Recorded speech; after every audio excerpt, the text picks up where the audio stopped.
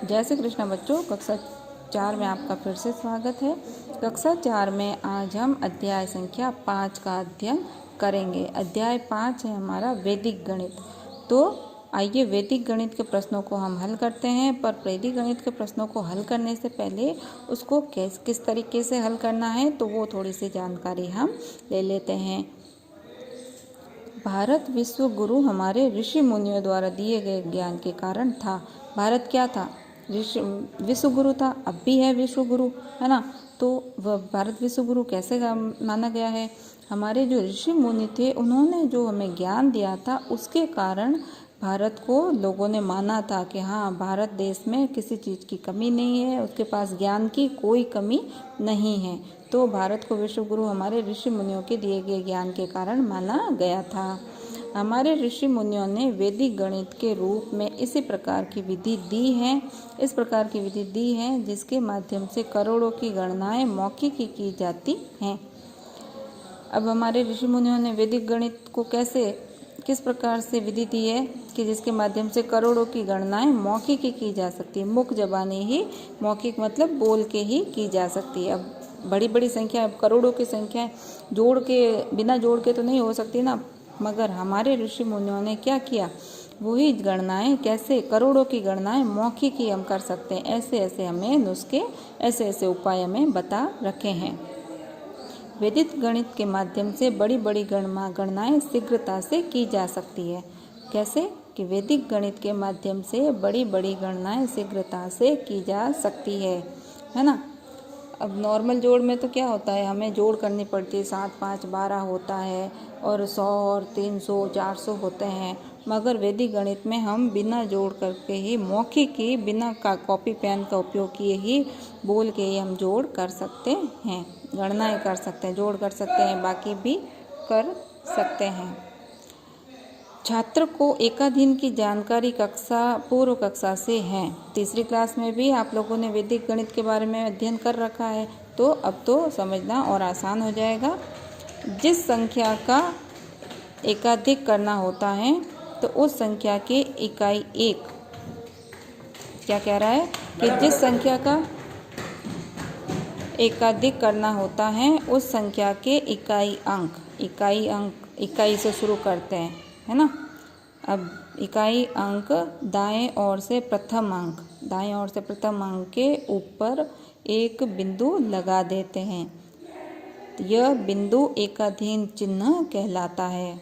क्या कहलाता है? एक इकाई अंक होता है, उसका दाएं ओर से प्रथम अंक, जो इकाई का अंक होता है, उसके ऊपर एक बिंदु लगा देते हैं, एक डॉट लगा देते हैं। तो यह क्या हो जाएगा? यह बिंदु एकाधीन चिन्ह कहलाता है। क्या कहलाता है? एकाधीन चिन्ह। एकाधीन का अर्थ होता है एक जोड़ना।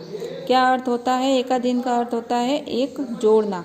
न्यूनयन का अर्थ होता है, अब पिछली क्लास में आपने पढ़ा था, तीसरी क्लास में, कि एकाधीन का अर्थ होता है संख्या में एक जोड़ना। जिस संख्या के ऊपर एक बिंदु लगा हुआ होता है उस संख्या में एक जोड़ना होता है। और न्यूनयन का अर्थ होता है एक कम करना। जिस संख्या के ऊपर बिंदु होता है उस संख्या में से एक घटा देना होता है। तो हम अभी एकाधीन के बारे में अध्ययन कर रहे हैं, तो अभी हम एकाधीन के बारे में पढ़ेंगे। अब क्या कहा था कि इकाई के अंक के ऊपर बिंदु लगाने से वो एकाधीन चिन्ह कहलाता है। तो जैसे पहला है 15 का एकाधिक क्या होगा? 5 के ऊपर एक बिंदु लगा दिया, तो ये बिंदु क्या कहलाएगा? एकाधिक चिन्ह कहलाता है। तो बराबर 15 + 1। अब एक किस में जुड़ेगा? एक में नहीं जुड़ेगा। बिंदु किस संख्या पे लगा है? 5 संख्या पे लगा है ना, 5 अंक पे लगा है बिंदु।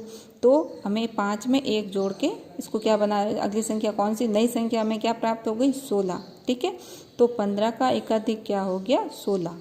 ऐसे ही 76 का एकाधिक, 76 में 7 और 6 2 अंक है, तो इकाई के अंक पे बिंदु लगा है, तो हम किस संख्या में जोड़ेंगे? 6 में जोड़ेंगे एक। 7 पे बिंदु नहीं लगा है तो 7 पे हमें कुछ भी नहीं जोड़ना है, 7 को है जैसे कि जैसे लिख देंगे और 6 में 1 जोड़ेंगे। एकाधिक का अर्थ ही क्या होता है? एक जोड़ना, एक अधिक। तो 6 के ऊपर एक बिंदु लगा है तो 6 में 1 जोड़ के अगली संख्या हो जाएगी हमारी 7। तो 76 का एकाधिक हो जाएगा 77। नई संख्या क्या प्राप्त हो जाएगी? 77। ठीक है। अब है एकाधिकेन पूर्वेण। अगला क्या है, ये तो सिंपल था, है ना, जिस संख्या पे बिंदु है उसमें जोड़ दिया। अब एकाधिकेन पूर्वेण, तो अर्थ एवं अनुपयोग। अर्थ होगा इसका, एकाधिकेन का अर्थ क्या होगा कि एकाधिकेन पूर्वेण दो शब्द एकाधिक और पूर्व से बना है। एकाधिकेन, यहाँ तो क्या था, एकाधिक, एक ही अर्थ था, एक अधिक। अब यहाँ दो अर्थ आ रहे, एकाधिकेन पूर्वेण, एकाधिकेन और पूर्वेण दो शब्द है। एकाधिक मतलब एक अधिक, और पूर्व, पूर्व मतलब संख्या से पहले से बना है। दो शब्दों से मिलके बना है एकाधिकेन पूर्वेण, एकाधिक और पूर्व से मिलके बना है एकाधिकेन पूर्वेण। इन शब्दों का अर्थ समझकर छात्रों को हमें प्रश्नों को हल करवाना है। पूर्व का अर्थ होता है से पहले।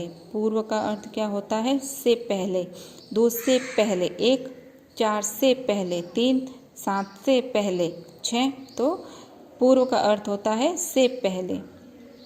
जैसे संख्या 42 में 2 का पूर्व अंक क्या होगा, 4, है ना। 2 से पहले क्या होगा, 4 है, तो 2 से पूर्व क्या होगा, से पहले। पूर्व का अर्थ क्या बता रहा है यहाँ पे, से पहले। तो 42, संख्या 42 में 2 का पूर्व अंक 4 है। संख्या 74 में 7 का पूर्व अंक 0 हो जाएगा, है ना। 7 के आगे कोई संख्या नहीं है, तो हम आगे की संख्या को क्या, शून्य मानेंगे। कौन सी संख्या मानेंगे, शून्य मानेंगे। क्यों, क्योंकि इससे 7 से पहले 6 आता है, मगर हमारे पास में लिखी हुई संख्या कुछ भी नहीं है, तो हम संख्या को, जीरो संख्या को पूर्व की संख्या मानेंगे। तो अतः संख्या हो जाएगी 074। क्या संख्या हो जाएगी, 074। जब संख्या में पूर्व अंक नहीं होता है तो शून्य को संख्या से पहले लिखना चाहिए, ठीक है। अब ऐसे तो 7 से पहले 6 आता है, मगर 6 नहीं लिख के हमें यहाँ पे शून्य मानना है। आगे की संख्या को, पूर्व की संख्या को हम क्या मानेंगे, शून्य मानेंगे। तो देखो, जब संख्या में पूर्व अंक नहीं होता है तो शून्य को संख्या से पहले लिखना चाहिए।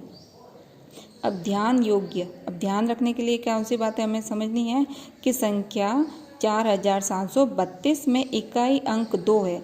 इकाई का अंक कौन सा है, 2 है। इकाई, दहाई, सैकड़ा, हजार, हमारे पास में 1000 तक के अंक हैं। इकाई का अंक है, दहाई का अंक है, सैकड़ा का अंक है और 1000 का अंक है। 4732 में इकाई का अंक 2 है। ये सबसे पहले सीधे हाथ की तरफ से जो संख्या स्टार्ट होती है वो हो जाएगी हमारी इकाई का अंक।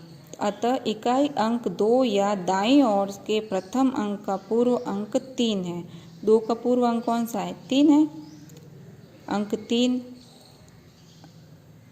इकाई अंक 2 या दाईं ओर के प्रथम अंक का पूर्व अंक क्या है, 3 है, ठीक है, 3 है।